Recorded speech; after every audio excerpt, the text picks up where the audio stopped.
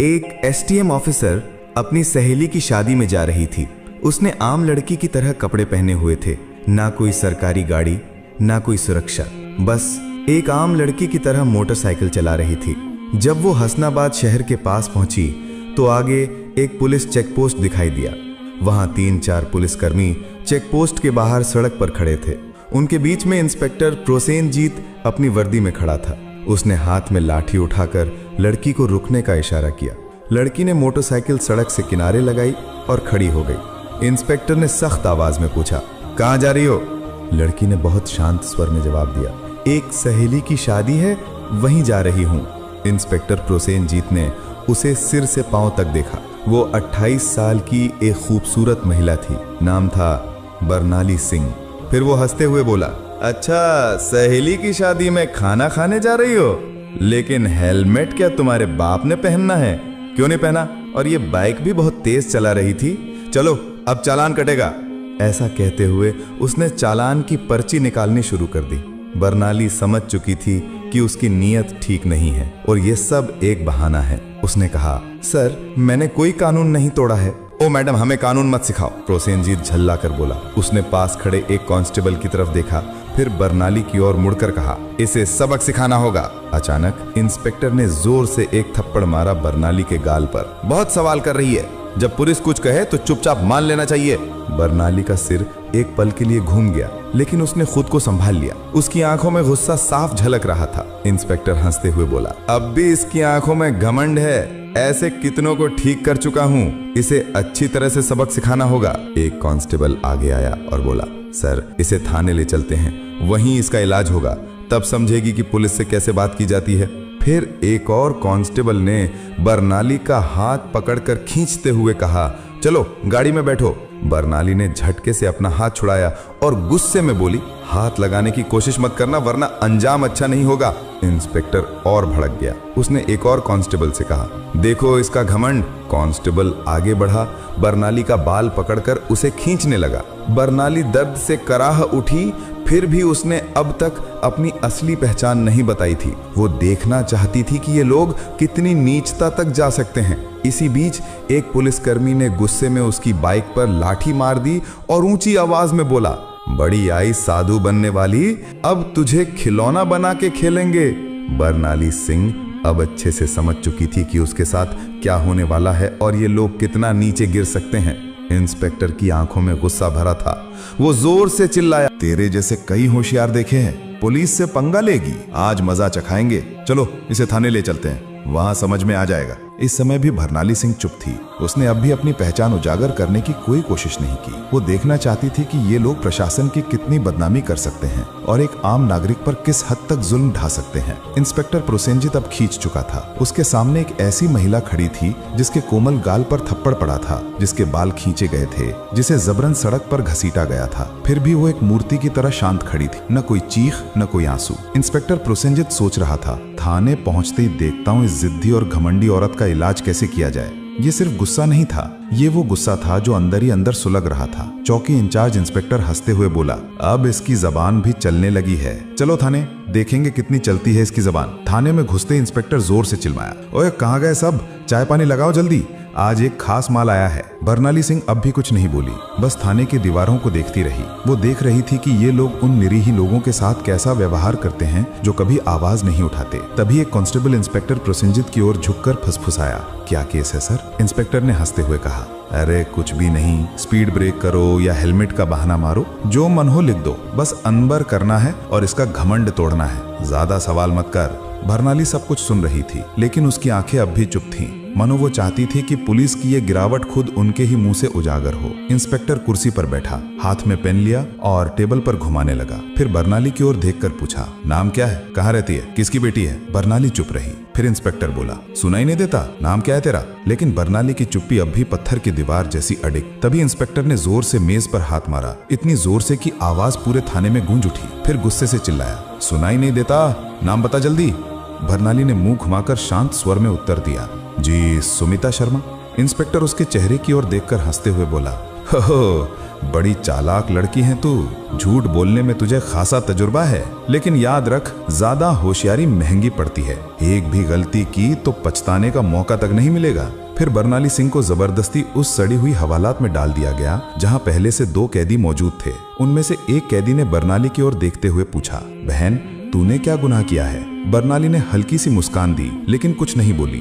अब वो बस देख रही थी ये पूरा सिस्टम कितना सड़ चुका है। अगर एक एसडीओ को बिना वजह अंदर किया जा सकता है तो आम आदमी की हालत तो सोच पाना भी मुश्किल है। अब वो उस कोठरी के कोने में बैठी थी, सब कुछ देख रही थी, सुन रही थी और हर एक हरकत को समझ रही थी। उधर इंस्पेक्टर प्रोसेनजीत एक झूठी रिपोर्ट बना रहा था। उसने आदेश दिया, इसके ऊपर चोरी और ब्लैकमेलिंग का केस ठोक दो, और फाइल पर हाथ मारते हुए बोला, चलो जल्दी।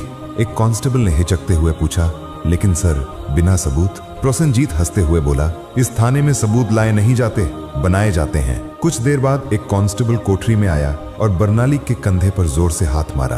तभी इंस्पेक्टर प्रोसेनजीत ने भी हाथ उठाया ही था कि तभी दरवाजे पर एक भारी कड़क आवाज गूंजी, रुको। सभी लोग घूमकर दरवाजे की ओर देखने लगे। वहां सीनियर इंस्पेक्टर संजय वर्मा खड़ा था। उसकी छवि बाकी अफसरों से कुछ बेहतर मानी जाती थी। वो अंदर झांका और महिला की हालत देखकर उसके माथे पर बल पड़ गया। उसने सख्त स्वर में पूछा, ये सब क्या हो रहा है? प्रोसेनजीत हंसते हुए बोला, कुछ नहीं सर, एक सड़क की औरत ज्यादा अकड़ दिखा रही थी, सबक सिखा रहा हूँ। संजय ने बरनाली को ध्यान से देखा। उसका व्यवहार किसी आम महिला जैसा नहीं लग रहा था। उसने पूछा, इसका अपराध क्या है? प्रोसेनजीत थोड़ा घबरा गया और बोला, अब सर चेकिंग में बदतमीजी कर रही थी। अब संजय को शक होने लगा। उसने बरनाली से सीधे पूछा, तुम्हारा नाम क्या है? बरनाली फिर भी चुप रही। प्रोसेनजीत हंसते हुए बोला, देखिए सर, नाम भी नहीं बता रही है। अब संजय पूरी तरह सतर्क हो गया। उसने सख्त आदेश दिया, इसे अलग कोठरी में रखो, अकेले। प्रोसेनजीत चौंक गया, लेकिन सर, संजय ने कठोरता से कहा, मैं खुद इसके पास रहूंगा। उसके आदेश पर बरनाली को एक और अलग कोठरी में ले जाकर बंद किया गया। वो कोठरी पहले वाली से भी ज्यादा बदबूदार और अंधेरी थी। बरनाली ने चारों ओर नजर दौड़ाई। एक कोने में एक टूटी हुई मेज पड़ी थी और पास ही एक जंग लगी लोहे की छड़। अब वो इस सड़े गले सिस्टम का असली चेहरा और भी करीब से देख रही थी। हर एक पल उसकी आंखें ये समझ रही थीं, कानून अब सिर्फ फाइलों तक सीमित रह गया है। इसी बीच एक कांस्टेबल दौड़ते हुए आया और बोला, सर बाहर एक बड़ी गाड़ी खड़ी है। प्रोसेनजीत चौंक गया, पूछा, कौन सी गाड़ी? कांस्टेबल घबराते हुए बोला, सर सरकारी गाड़ी। प्रोसेनजीत तुरंत बाहर गया। गाड़ी के अंदर झांकते ही उसके होश उड़ गए। वो भागकर वापस आया और धीमी आवाज में बोला, सर। प्रोसेनजीत झुंझलाकर बोला, क्या हुआ? कौन आया है? कांस्टेबल कांपते हुए बोला, सर कमिश्नर साहब आए हैं। प्रोसेनजीत का चेहरा फक पड़ गया। सीनियर इंस्पेक्टर संजय वर्मा भी सतर्क हो गया। अब मामला सीधे ऊपर तक पहुंच चुका था। कमिश्नर साहब थाने में दाखिल हुए। उनकी आंखों में गुस्सा साफ झलक रहा था। उन्होंने प्रोसेनजीत की ओर देखकर सख्त स्वर में पूछा, इंस्पेक्टर प्रोसेनजीत, ये क्या तमाशा चल रहा है यहाँ? प्रोसेनजीत घबरा गया और बोला, कुछ नहीं सर, एक छोटा सा केस है बस। कमिश्नर साहब ने टेबल से फाइल उठाई और ध्यान से पढ़ने लगे। उनके माथे पर शिकन आ गई। फिर वो कोठरी की तरफ झांके और बोले, ये कौन है? प्रोसेनजीत तुरंत बोला, सर इस महिला पर 420 और धोखाधड़ी का केस है। कमिश्नर ने सीधा सवाल किया, तुम्हारे पास सबूत है? फिर दोबारा बोले, कोई भी सबूत है तुम्हारे पास? अब प्रोसेनजीत पूरी तरह फंस चुका था। कमिश्नर साहब ने सीधे महिला की ओर देखा और पूछा, तुम्हारा नाम क्या है? और तभी पहली बार बरमाली सिंह ने हल्की सी मुस्कान दी और कहा, एसडीओ बरनाली सिंह। थाने में एकदम सन्नाटा छा गया। हर चेहरा पीला पड़ गया। प्रोसेनजीत के हाथ पांव कांपने लगे। बाकी सभी कांस्टेबल हैरान होकर एक दूसरे की ओर देखने लगे। प्रोसेनजीत के पैरों तले जमीन खिसक गई। जिस महिला को वो एक मामूली अपराधी समझ रहा था, वो थी वही अधिकारी जो पूरे जिले की प्रशासनिक व्यवस्था संभालती थी। वो कोई आम औरत नहीं थी, वो थी स्वयं एसडीओ बरनाली सिंह। जिस महिला को सड़क पर घसीटा गया था, जिसके बाल खींचे गए थे, जिसे थप्पड़ मारा गया था, जब ये सच्चाई सबके सामने आई, पूरे थाने में हड़कंप मच गया। सभी कांस्टेबल स्तब्ध हो गए। कमिश्नर साहब ने तेज गुस्से से भरी नजर से इंस्पेक्टर प्रोसेनजीत की ओर देखा और गरजते हुए बोले, प्रोसेनजीत, तुझ में इतनी हिम्मत आई कैसे कि तू एक सीनियर ऑफिसर पर झूठा आरोप लगाने की जुर्रत कर बैठा? प्रोसेनजीत कुछ बोलने की कोशिश कर ही रहा था कि तभी पास में खड़े सीनियर इंस्पेक्टर संजय वर्मा जोर से बोले, सर मैंने पहले ही कहा था कि यहाँ कुछ ना कुछ गड़बड़ है। अब प्रोसेनजीत पूरी तरह अकेला पड़ चुका था। तभी पहली बार बरनाली सिंह ने अपनी शांत लेकिन दृढ़ आवाज में सीधा फैसला सुना दिया, प्रोसेनजीत, अब तेरी नौकरी गई, तेरा सस्पेंशन पक्का और तेरे खिलाफ अब केस भी चलेगा। ये सुनते ही प्रोसेनजीत का चेहरा जैसे सफेद पड़ गया, सांस अटकने लगी। बाकी पुलिसकर्मी भी उससे नजरें चुराने लगे। संजय वर्मा ने तुरंत आदेश दिया, हवलदार साहब, इसे पकड़ो और लॉकअप में डालो। लेकिन तभी प्रोसेनजीत ने अपनी जेब से एक मुड़ा हुआ कागज निकाला और मुस्कुराते हुए बोला, रुको मैडम, ये पहले देख लो, फिर जो करना हो कर लेना। उसने कागज आगे बढ़ाया। कमिश्नर और बर्नाली दोनों की नजरें एक साथ उसकी ओर गईं। प्रोसेनजीत बोला, ये लो मेरा ट्रांसफर ऑर्डर। 3 दिन पहले ही मेरा तबादला हो चुका है। अब चाहे तुम जितना भी गुस्सा करो, मुझे नौकरी से नहीं निकाल सकती। पूरे थाने में फिर एक बार सन्नाटा छा गया। बर्नाली ने वो कागज हाथ में लिया और ध्यान से पढ़ा। कमिश्नर ने संजय वर्मा की ओर तीखी नजर डालते हुए कहा, जाओ देखो ये कागज असली है या सिर्फ दिखावा। संजय ने कंप्यूटर रिकॉर्ड खंगाला और फिर सिर उठाकर बोला, सर ये असली है, लेकिन अब तक इसने नए इंस्पेक्टर को चार्ज नहीं सौंपा है। यानी अभी तक यहाँ का आधिकारिक इंस्पेक्टर यही है और सारे कुकर्म इसी के कार्यकाल में हुए हैं। अब इसे कोई नहीं बचा सकता। बर्नाली सिंह ने प्रोसेनजीत की आंखों में आंखें डालकर कहा, अब तेरा नया ठिकाना वहीं होगा जहां तू दूसरों को डाला करता था। कमिश्नर ने भी सिर हिलाकर उसकी बात पर अपनी मुहर लगा दी। जैसे ही 2 कांस्टेबल उसे पकड़ने आगे बढ़े, प्रोसेनजीत फिर से चाल चल गया और जोर से बोला, रुको मैडम, मैं अकेला नहीं हूँ। क्या आपको लगता है कि सारा दोष सिर्फ मेरा है? फिर वो थाने के बाकी पुलिस वालों की ओर इशारा करते हुए बोला, ये सब मेरे साथ थे, ऊपर तक सब शामिल है। इतना कहते ही कुछ पुलिसकर्मियों के चेहरों का रंग उड़ गया। सीनियर इंस्पेक्टर संजय वर्मा हालात को भांपकर एक एक करके सभी की ओर शक की नजरों से देखने लगे। बर्नाली सिंह ने शांत लेकिन दृढ़ स्वर में कमिश्नर की ओर देखते हुए कहा, अब इस पूरे थाने को साफ करना होगा, कोई नहीं बचेगा। कमिश्नर ने भी सिर हिलाते हुए कहा, जो हुक्म मैडम, अब एक एक करके सबका हिसाब लिया जाएगा।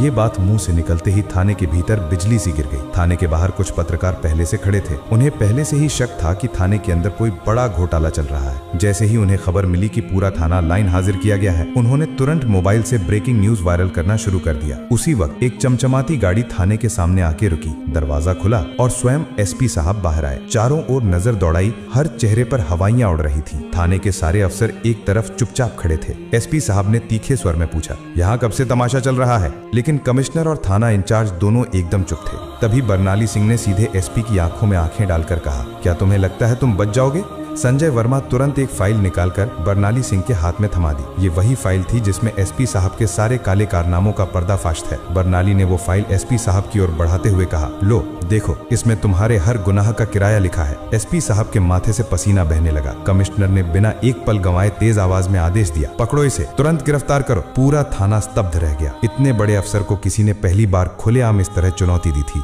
एसपी की गिरफ्तारी के साथ ही पूरे जिले में तूफान आ गया। मामला दिल्ली तक पहुंच गया। मुख्यमंत्री तक खबर पहुंच चुकी थी और वहां से सीधे आदेश आया कि जिले में जितने भी अफसर मिलकर गड़बड़ कर रहे थे, सबको गिरफ्तार करो। अगले 2 ही दिनों में पूरे जिले से 40 से ज्यादा पुलिस अफसर, 10 से ज्यादा बड़े अधिकारी और कुछ राजनीतिक नेता भी गिरफ्तार कर लिए गए। हसनाबाद जिले की हवा ही बदल गई। अब चारों तरफ सिर्फ एक ही नाम था, एसडीओ बर्नाली सिंह। उनकी ईमानदारी और साहस की चर्चा हर जुबान पे थी। वो महिला जिसने पूरे सड़े गले सिस्टम को हिलाकर रख दिया था। अब प्रशासन में एक नई गति, एक नई सोच और सबसे अहम एक नया डर आ गया था। अब कोई भी ये नहीं कह सकता था मुझे कुछ नहीं होगा।